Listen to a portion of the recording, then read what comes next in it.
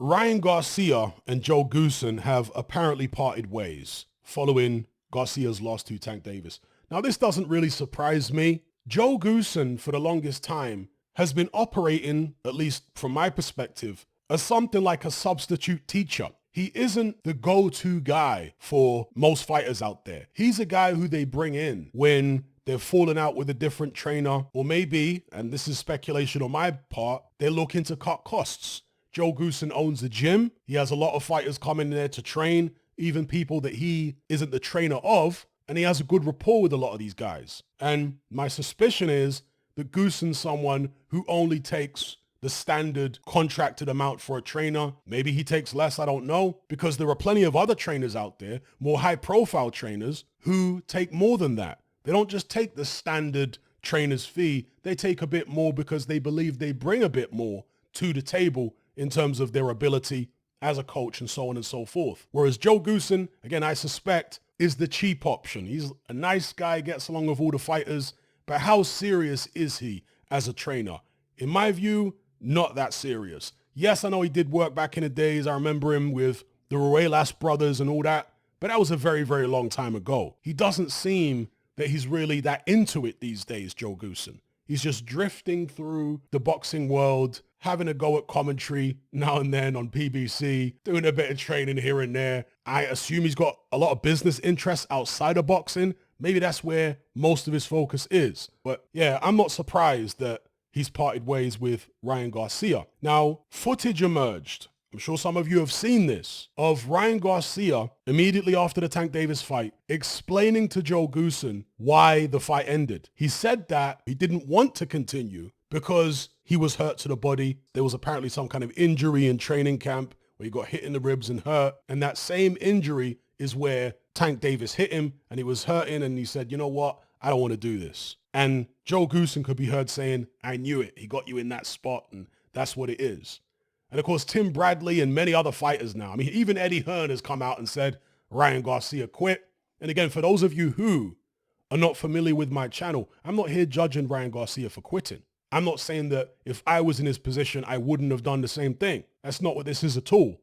I'm just describing his actions. I'm not saying that it was the wrong thing to do. Maybe he preserved himself for another day, but that is what he did. He did quit. And the latest fighter to come out and say this, because there's so many of them, there's a long line of fighters now saying the same thing, is Tim Bradley. Now, one thing we all know about Tim Bradley is he had a massive heart. You guys remember that Provodnikov fight? You remember the Pacquiao fights, particularly the third fight? Tim Bradley's always shown incredible heart in the ring. And this is what Tim Bradley said about Ryan Garcia. He said, he quit. I'm just like any other fighter out there. There's no doubt about it. Listen to me. If you can get up at 11, why can't you get up at 9? If you can look up, you can get up. And he chose not to. Yes, he quit, but you can also say, was it smart for him to basically quit? You can say that too, because trust me, he did not want to end up on the ESPN top 10 highlights, because trust me, if he had gotten up, he would have been taken out, because Tank is one of the best finishers in boxing. It would have taken a dog to get up from that shot. You've got to be a dog, and people appreciate a dog inside the ring. It's what you signed up for. Yes, Garcia could have gotten up.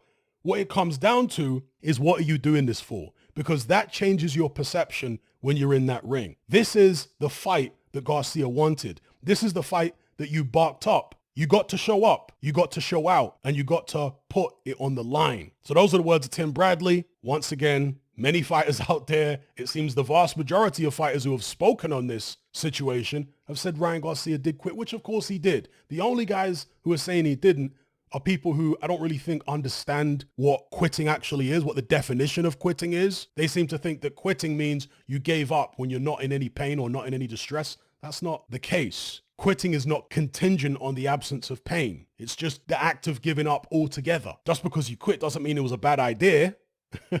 Sometimes it's a good idea.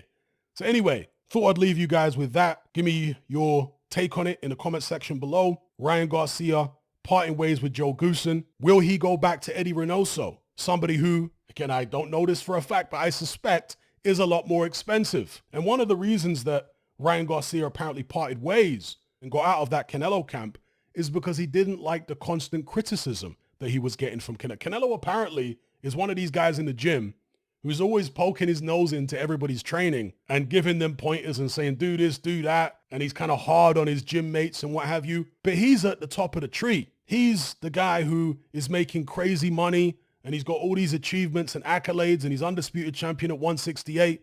So he feels like he's qualified to come around the gym and tell everybody what they're doing wrong. He used to do the same thing apparently with Andy Ruiz. And I don't think Andy Ruiz liked it that much. But he was doing it with Ryan Garcia. They got into a bit of a spat, actually, from what I remember, publicly. And maybe Canelo feels like he's vindicated in criticizing Garcia in the gym the way that he did. Maybe he feels like Garcia didn't have the type of dog in him, as Tim Bradley calls it, that is necessary to succeed at the highest level.